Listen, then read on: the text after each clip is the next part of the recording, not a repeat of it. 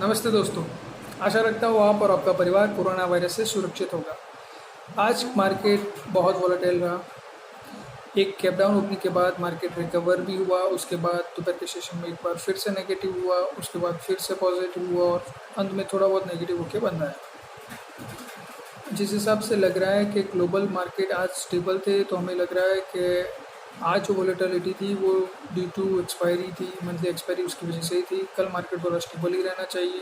US market अभी हम देखें तो प्लस और माइनस के बीच झूला झूल रहे हैं, बट स्टेबल है। एसजेएक्स निफ्टी भी 10,300 के करीब दिखा रहा है। तो लग ये रहा है कल एक फ्लैट ओपनिंग होगी और मार्केट भी एक रेंज बाउंड रेंज में ही रहेगा। जहाँ तक सवाल एफआई का डेटा का है, उन्होंने कैश मार्केट में आज बहुत दिनों बाद 1,000 करोड़ से ज़्यादा की बिकवाली की है। एफएनओ का डेटा अभी तक अपडेट नहीं हुआ है, तो मैं उसके रिगार्डिंग कोई आपको बता नहीं सकता। ये मंथली एक्सपायरी थी, अगर डेटा अपडेट हो जाता तो हमें ज़्यादा अच्छे से पता चलता कि भाई एफआई ने किस तरफ अपना पोजीशन बनाया है। पर जिस हिसाब से मार्केट नीचे की साइड पर सपोर्ट ले रहा है, लग रहा है कि एफआई ने इतना नेगेटिव डेटा नहीं बनाया होगा एफएनओ में। जहाँ तक सवाल मार्केट मोमेंटम का है, तो हम देख रहे हैं कि मार्केट में स्टॉक सेलेक्टिव बहुत अच्छी तेज़ी दिख रही है। कई स्टॉक्स रिटर्न डाउन स्टॉक्स भी आज बहुत अच्छा तेज़ी कर रहे थे। इनेबल हाउसिंग भी है उसमें से, जो 10% से ज़्यादा प्लस था। उसके अलावा जो मैं ज़्यादा रिकमेंड करता हूँ वो शेयर जैसे कि अदानी ट्रांसमिशन, अदानी गैस, वो भी प्लस थे। गेल का रिजल्ट कल अच्छा था, तो आज उसका भी ओपनिंग अच्छा था और एक टाइम पर 5 जगह प्लस था, अंत में 2.5% प्लस रहा। जो मुझे लग रहा है कि मार्केट में स्टॉक्स बेसिकली अच्छी मूवमेंट आती रहेगी, तो हमें उस मोमेंटम का फ़ायदा उठा के स्टॉक्स में इन्वेस्टमेंट करना चाहिए। बट हो सके तो इंट्राडे ही करना है और एसएल को स्ट्रिक्टली फॉलो करना है। आज मैं आपके साथ वो कुछ ऐसे स्टॉक्स जो मुझे पॉजिटिव लग रहे हैं इस मार्केट में, वो जो मैं रेगुलरली रिकमेंड नहीं करता हूँ, वो स्टॉक्स आपके साथ शेयर करना चाहूँगा।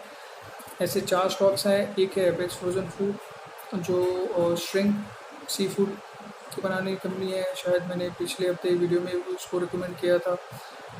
मुझे लग रहा है मंथली चार्ट में वो एक बड़ा अच्छा ब्रेकआउट दे रही है। अगर हम पिछले 2 दिनों की वोलेटिलिटी में देखें तो वो स्टॉक्स प्लस ही रहा था, लग ये रहा है उसमें एक बड़ा मोमेंटम आएगा। उसके बाद हम देखें तो एक स्टॉक है PL, Piramal enterprise limited. Basically company हम देखें तो पिरामल श्रीराम ट्रांसपोर्ट होल्डिंग में सबसे ज़्यादा होल्डिंग लग रही है, फाइनेंशियल में ही जुड़ी हुई है, फाइनेंशियल और रियल एस्टेट में जुड़ी हुई है। बट कंपनी की बॉटम लाइन में एक और पार्ट फार्मा, उसका भी परफॉर्मेंस है और इस साल फाइनेंशियल का परफॉर्मेंस वीक होने की वजह से फार्मा का पार्ट ही सबसे ज़्यादा परफॉर्म कर रहा है। और कंपनी की फार्मा यूनिट का ये सबसे स्पेशलाइजेशन है कि वो एक क्रिटिकल और न्यूली पेटेंट जो ड्रग है उसको कॉन्ट्रैक्ट मैन्युफैक्चरिंग करती है। और हाल ही एक पिछले हफ्ते में एक न्यूज़ आई थी कि उसके फार्मा यूनिट में एक पी कंपनी इन्वेस्टमेंट करने वाली है। फार्मा यूनिट का वैल्यूएशन 20 से 22,000 करोड़ तक गिनती है। अभी आज 10% बढ़ने के बावजूद भी स्टॉक का मार्केट कैप 30,000 करोड़ के करीब है, यानी कि बहुत अंडर वैल्यूड है। लगे रहा है उस यहाँ से उसमें बहुत अच्छा मोमेंटम आएगा। फार्मा की तेज़ी जिसने भी मिस की है वो पीएल ले सकता है। उसके अलावा मैं 2 और सेक्टर जो मुझे पसंद नहीं है, लेकिन उसमें कुछ स्टॉक पसंद है जो आप बिटन डाउन मार्केट घटने पर ले सकते हैं। वो है ऑटो सेक्टर में एमएनएम और टू व्हीलर सेक्टर में बजाज ऑटो का रेवेन्यू मिक्स बहुत अच्छा है। एक्सपोर्ट में से 35 to 40% का रेवेन्यू आता है। वो जिस कंट्री में एक्सपोर्ट करता है वहाँ पे उसको बहुत कम कंपटीशन फेस करना पड़ता है। दूसरा एमएनएम है, इंडिया की इकलौती इंटीग्रेटेड कंपनी है जो टू व्हीलर से लेके हैवी कमर्शियल व्हीकल प्रोड्यूस करती है।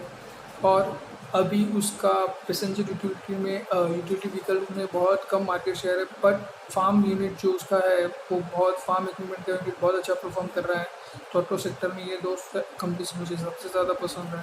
बैंकिंग सेक्टर में 2 कंपनीज, कोटक बैंक और आईसीआईसीआई बैंक मुझे ज़्यादा पसंद है, जस्ट बिकॉज उनके जो नेट प्रॉफिट में है उसकी सब्सिडीज़ का जो कंट्रीब्यूशन है वो 35 to 40% है और वो सब्सिडरी बहुत अच्छा परफॉर्म कर रही है। कोटक बैंक में कोटक एमएफ है, कोटक सिक्योरिटीज़ है, कोटक लाइफ इंश्योरेंस है और आईसीआईसीआई में आईसीआईसीआई एमएफ है, आईसीआईसीआई लाइफ इंश्योरेंस है, जनरल इंश्योरेंस है। तो बैंकों में ये दो मुझे सबसे ज़्यादा पसंद है। उसके बाद मैं आपको बोलूँगा वैक्सीन के बारे में। कोरोना वैक्सीन का मार्केट मुझे बहुत बड़ा लग रहा है। वैक्सीन और दवा दोनों में फ़र्क है। आदमी दवा तब लेता है जब वो बीमार होता है, वैक्सीन वो इसलिए लेता है कि वो बीमार ना हो। सो कोरोना की वैक्सीन जब भी डेवलप होगी तो उसका बहुत बड़ा मार्केट हो बनेगा। मैं एक एजम्पशन कर रहा हूँ जिस हिसाब से लग रहा है कि जिस इंटेंसिटी से कोरोना स्प्रेड हुआ है ग्लोबली, मुझे ऐसा लग रहा है कि कोरोना की वैक्सीन जब भी डेवलप होगी तो कम से कम 50 करोड़ डोजेस की ज़रूरत बनेगी 2 साल के लिए, 2 से 3 साल के लिए, और वो max to max 100 crore doses तक जा सकती है। करंट जो सिनेरियो है, जो ग्लोबल वैक्सीन मार्केट में 5 बड़ी कंपनियां 80% मार्केट शेयर कंट्रीब्यूट करती है। उस 5 बड़ी कंपनियों में से 3 कंपनी इंडिया में लिस्टेड है, जिसमें से ग्लेक्सो, सनोफी और फाइज़र। अभी जो फाइज़र डेवलप कर रही है, ऑलरेडी न्यूज़ आ रहा है उसकी वैक्सीन का, वो ह्यूमन ट्रायल पर भी जा रही है। सनोफी और ग्लेक्सो ने मिलकर ग्लोबल मर्जर किया है कोरोना वायरस की वैक्सीन बनाने के लिए। सो वो सभी लोग बता रहे हैं कि फर्स्ट क्वार्टर ऑफ 2021 वो वैक्सीन लेके आ जाएंगे मार्केट में।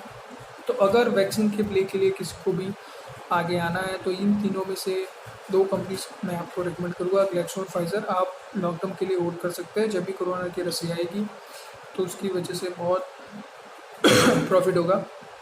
क्यों मैं बोल रहा हूँ, एक अर्ली एजम्पशन है कि कोरोना की वैक्सीन 3000 से कम रुपए की होगी। अगर हम सेफली एज्यूम करते हैं कि 3000 रुपये की एक वैक्सीन है, 50 करोड़ डोजेस के हिसाब से हम चाहते हैं, तो वो मार्केट 1.5 लाख करोड़ का मार्केट होता है।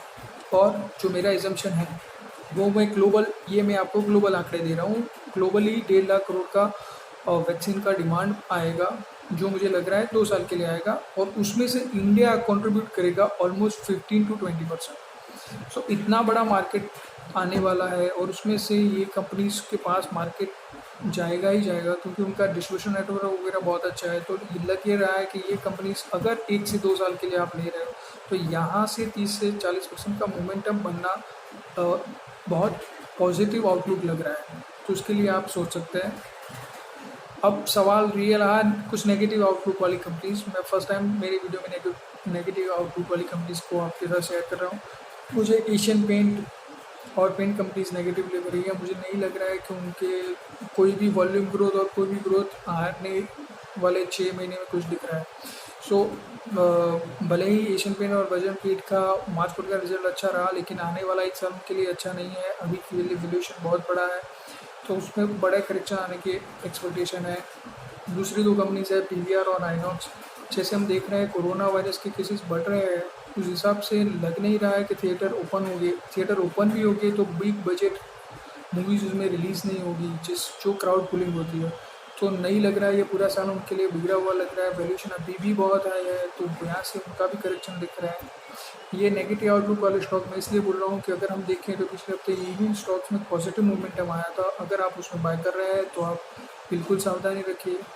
जहाँ तक सवाल इन्वेस्टमेंट का है, जो मैं रेगुलरली आपको रिकमेंड करता हूँ वही स्टॉक्स मुझे सबसे ज़्यादा पसंद है, जिसमें CDSL, BSE, MCX, IEX, Balrampur Chini, Balmer Lawrie, Concor, GAIL, Adani Transmission, Adani Gas, Phillips Carbon, Sudarshan Chemical, इन सभी में आप नीचे के प्राइस पर इन्वेस्टमेंट देख सकते हैं। अभी जो पोर्टफोलियो मैं हैंडल करता हूँ वो आज गिल की वजह से 35% कैश लेवल पर पहुंच चुका है। मैं अभी के लिए कोई बाइंग नहीं कर रहा हूं, लेकिन मुझे 10,000 के नीचे मैं अपना ग्रेजुअल बाइंग स्टार्ट करूंगा। आप भी कई स्टॉक्स में अगर अच्छे लग रहे हैं जो मैंने रिकमेंड किया है वहां पे ग्रेजुअल बाइंग स्टार्ट कर सकते हैं। फिर से कहूँगा फाइनेंशियल से दूर रहिए, क्योंकि मुझे उसमें बहुत डाउन टर्न दिख रहा है और इंडिया चाइना बॉर्डर का इशू अभी भी गर्म लग रहा है। ये डराने के लिए नहीं बोल रहा हूँ, पर मुझे ये लग रहा है कि सिचुएशन उतनी कूल ऑफ नहीं हो रही है जितनी होनी चाहिए। और जहाँ तक सवाल बैटल का है तो उसका चांसेस भी स्टिल हाई है। दूसरा मैं आपसे ये बोलना चाहूँगा, मार्केट हैवी है तो उसकी वजह से क्या होता है, ऐसी कोई न्यूज़ सेंटिमेंटली वीक कर देती है मार्केट को। सो सावधान रहिए। अगर आप मोमेंटम का लाभ लेने के किसी भी स्टॉक्स में इन्वेस्ट कर रहे हैं तो ऐसे को स्ट्रिक्टली फॉलो करें। हो सके प्रॉफिट मिल रहा है तो इंटरडे में ही बुक करें कल के मार्केट के लिए। ऑल द बेस्ट, शुभ रात्रि।